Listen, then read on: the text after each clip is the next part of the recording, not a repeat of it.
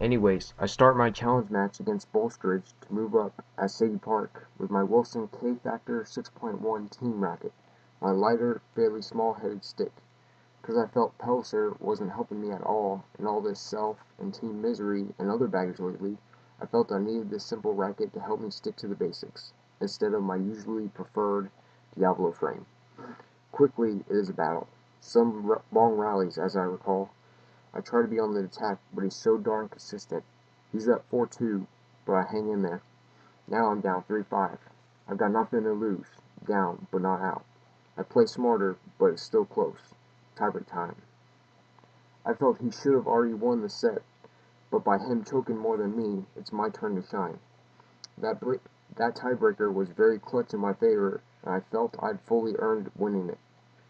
Heck, I was so absorbed with the victory, I called up my real coach, Jeff Service, and told him about the war story, and of course he was clearly proud of me.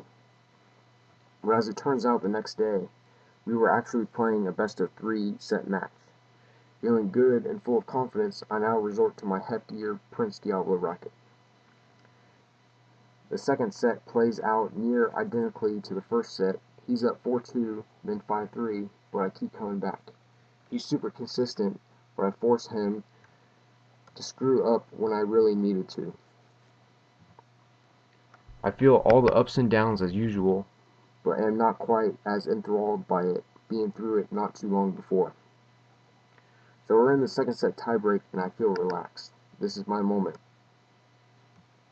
Then I double fault by being distracted by another match on the nearby court, and ask for a let for that point, which is practically a redo when there's an unavoidable hindrance to play. Bolstridge insists it's alright, but I feel somewhat guilty inside, especially as I have a match point soon after. How could I just take that away from him like that? Even though his serve coming to me down match point was very decent, it was right in my strike zone, but I hit a one-handed flat backhand right into the net. I did my best to refocus, but could not entirely because of that mental hiatus. Okay, 7-6, 6-7. He may have won that set, but it's not over yet.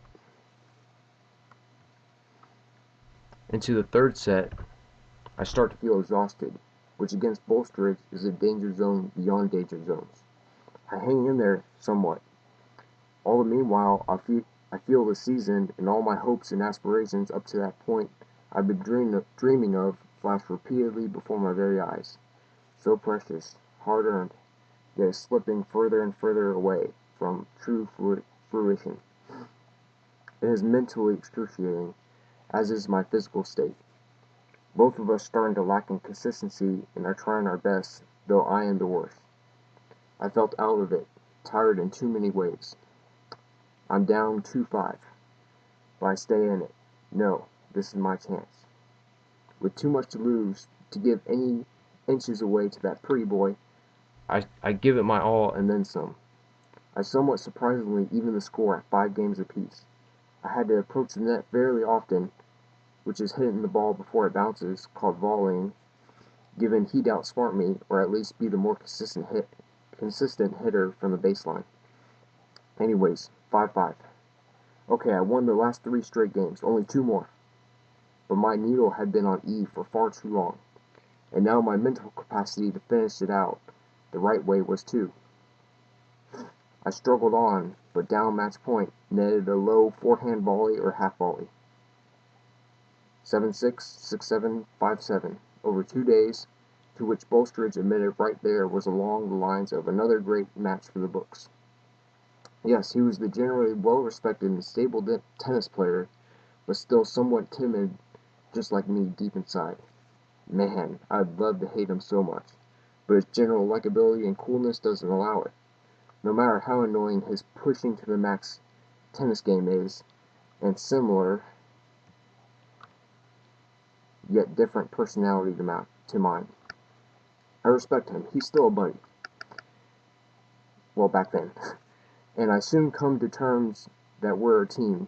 We should hardly be fighting against each other, although Peltzer sure as heck enjoyed watching our challenge matches.